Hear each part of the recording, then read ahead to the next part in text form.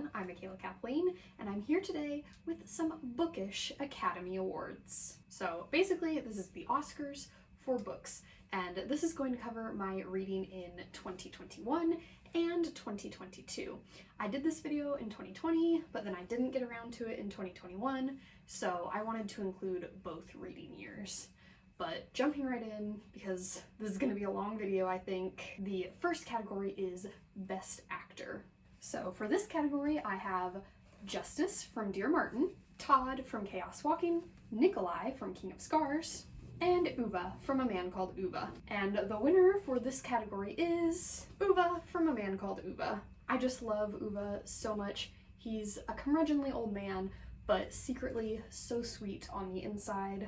And this is one of my top favorite books of all time, and a lot of that is due to Uva. So the next category is, of course, Best Actress. And for this category, I have Arsinoe from Three Dark Crowns, Elsa from My Grandmother Asked Me to Tell You She's Sorry, Spensa from Skyward, and Nina from King of Scars. And the winner in this category is Nina from King of Scars.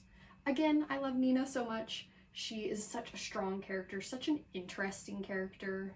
She goes through so much heartache, but she stays so strong and is just really a lovable character. So the next category is Best Costume. And the nominees in this category are Lola and the Boy Next Door by Stephanie Perkins, Loveless by Alice Oseman, Three Dark Crowns by Kendar Blake, and Scythe by Neil Shusterman. Lola obviously wants to be a clothing designer in this book and has a very colorful, bright style, which is totally my style. Loveless, they're just constantly in like cozy winter clothes, I feel like, which is also kind of my vibe. Three Dark Crowns just has such atmosphere, and this is all about queens or potential queens, and so they're all in like extravagant fantasy dresses all the time, so that one's fun.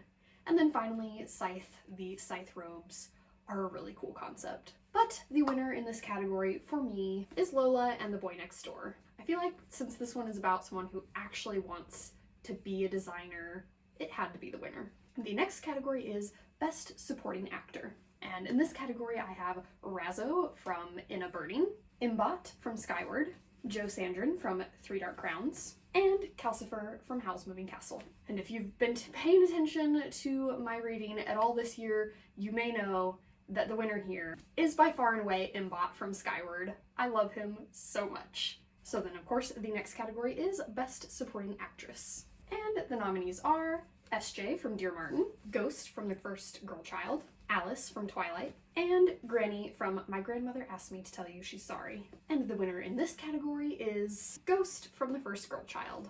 Again, strong character here. I love her, the end of her story in this book, and she's just a really great, compelling character throughout. The next category is Best Original Screenplay. So basically with this one, I was picking the books that felt the most original, the most creative.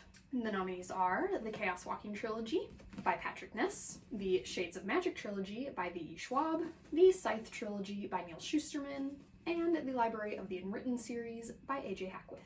Chaos Walking feels like it's written very uniquely, with all the characters being able to hear all of their thoughts constantly. I really enjoyed the world hopping in the Shades of Magic series, the whole concept of Scythe, how there's no death and so they need people to basically bring about death was a really interesting concept. And of course, all unwritten books going to hell, another very interesting concept. But the winner here for me is Scythe by Neil Shusterman.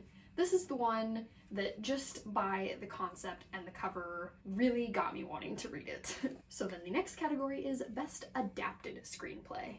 And for this one, the nominees are actually movies. It is the best movies made out of these books. So the nominees are Twilight by Stephanie Meyer, and like specifically Breaking Dawn. I love how they handled the final battle and, you know, actually gave us a final battle, unlike some people. The next nominee is Howl's Moving Castle by Diana Wynne Jones, The Handmaid's Tale by Margaret Atwood, specifically the TV show, not the movie, and Jurassic Park by Michael Crichton, which obviously is just one of the greatest movies ever, regardless.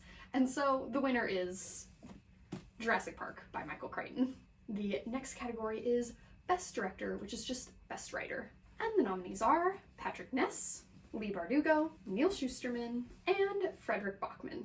And the winner here is Frederick Bachman. I am slowly working my way through all of his books because I love his writing style so much. The next category is Best Visual Effects, or in this case, the books with the best action scenes. And the nominees are The Scythe Trilogy by Neil Shusterman, Skyward by Brandon Sanderson, The Grishaverse by Lee Bardugo, and The Chaos Walking Trilogy by Patrick Ness. And the winner here is Skyward by Brandon Sanderson. All of the fighter plane scenes are just so gripping, so action-packed. The next category is Best Score, which is the best score in a movie adaptation of a book. And these are going to be a lot of the same nominees because I have not watched that many adaptations in the last 2 years. So starting with Howl's Moving Castle by Diana Wynne Jones, which is just such a sweet, light score. The Handmaid's Tale by Margaret Atwood. The songs that they select for the show are so perfect, and they're like actual songs that really stand out rather than the score itself. Of course, again, Jurassic Park by Michael Crichton.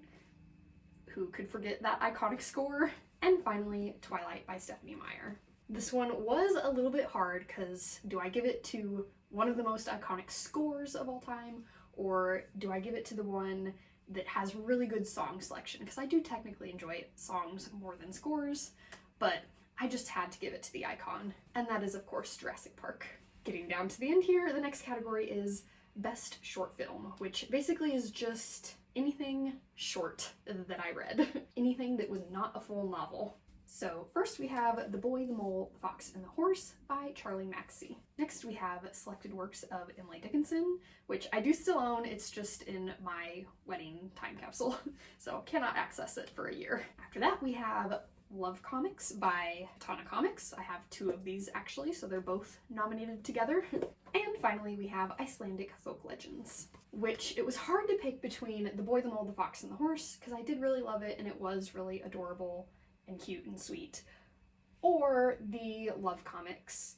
And in the end, I am going with the Love Comics because they're just so relatable. Next is Best Documentary, which is basically just anything non-fiction. And the nominees are The Glass Castle, Bad Feminist by Roxane Gay, Born a Crime by Trevor Noah, and Worlds Turned Upside Down, Stranger Things. This one was a really hard pick between Born a Crime, which was just so hard-hitting and so well done, so good, and Stranger Things, Worlds Turned Upside Down, which was just so fun to read. Again, very interesting.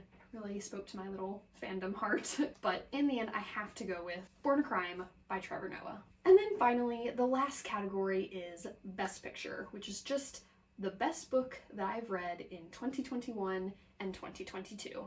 And the nominees are Skyward by Brandon Sanderson, the only 5-star read that I read in 2022, The Chaos Walking Trilogy by Patrick Ness, The First Girl Child by Amy Harmon, and A Man Called Uva by Frederick Bachman. And the winner of Best Book that I read in 2021 and 2022 is A Man Called Uva by Frederick Bachman. This is one of my top favorite books of all time. Skyward did certainly shoot right up to the top of one of my favorite books this year, but I have only read the first one in the series. It is a newer read for me, so it hasn't quite unseated Uva yet and landed in those top books for sure. And that was it for my Bookish Academy Awards for 2021 and 2022. I'm planning to do a Razzies for the first time ever next month, so that's exciting. That one will just be for 2022 since it's the first time that I'm doing it. But it was fun to do this one again. It's been a while. It was fun to have a video to really dress up for since it is the Academy Awards. So I hope you enjoyed watching. Remember, words matter.